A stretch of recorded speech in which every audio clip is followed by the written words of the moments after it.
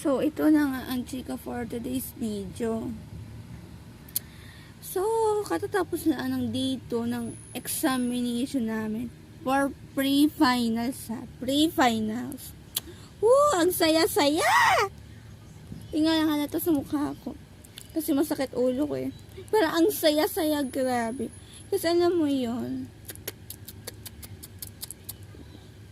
quick review lang ako, quick basa-basa ako about 30 minutes ganun ang oras para ako makapag-review man lang ng konti. Nasagutan ko siya ng ayos. Diba?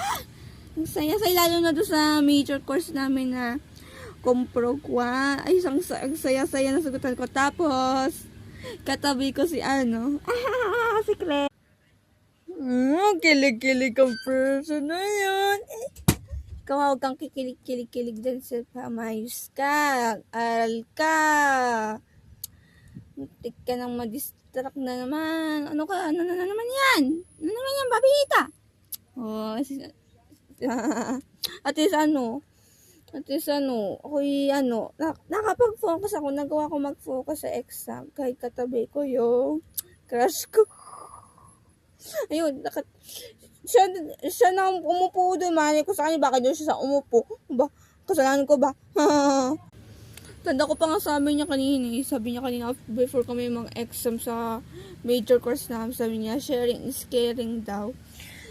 Ayaman na siya sa sharing is caring niyan. May McDo na siya. Nakapag McDo na siya, sharing is caring siya.